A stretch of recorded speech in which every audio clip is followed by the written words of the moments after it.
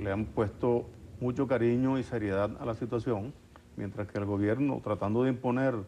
lo que ha acostumbrado al país a troche y mocha sus cosas, mediante una resolución o una gaceta oficial, algo que debió haber hecho la Asamblea, mejor dicho, el Poder, eh, eh, eh,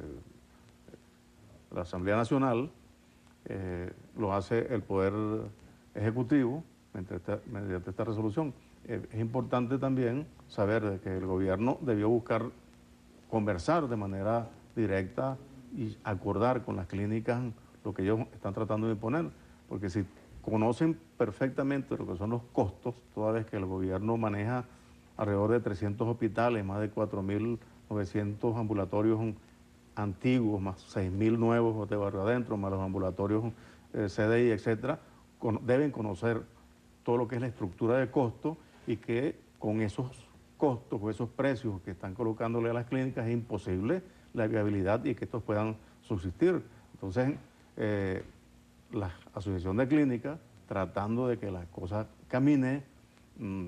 que funcionen las conversaciones, que se dé lo mejor posible, han hecho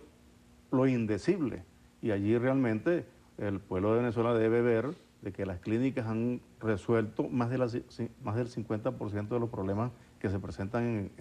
en el país, mientras que los hospitales, el gobierno apenas resuelve el 45%, teniendo el 80% de las camas a nivel nacional. Entonces vemos que el gobierno, en lugar de buscar solución a lo que se plantea en salud, lo que trata más bien es de complicar las cosas, toda vez que hospitales desabastecidos, hospitales virtualmente cerrados y clínicas funcionando a plena capacidad, donde la sustitución de una cama por otra en los pacientes es muy corta,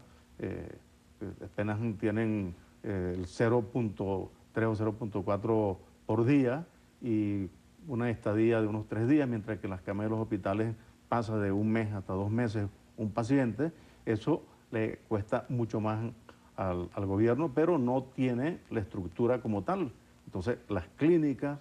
el sector privado, sigue haciendo lo posible para que se llegue a un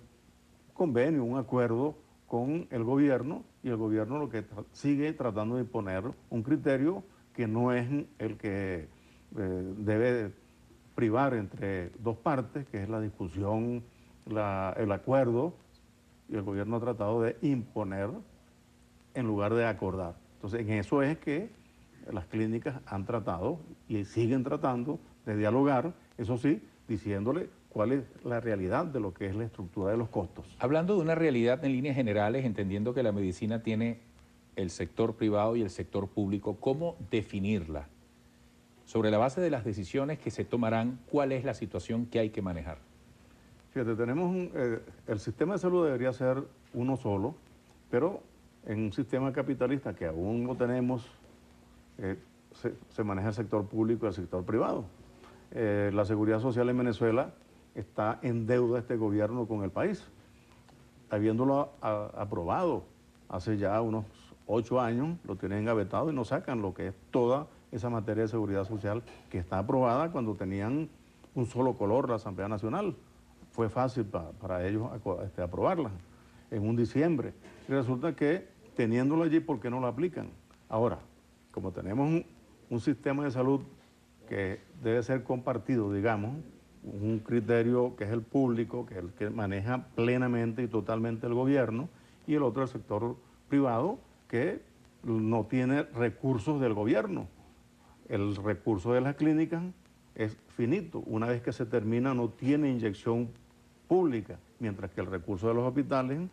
una vez que termina, vienen más recursos con créditos adicionales para esos hospitales. Y entonces, teniendo esto de esa manera y que el sector público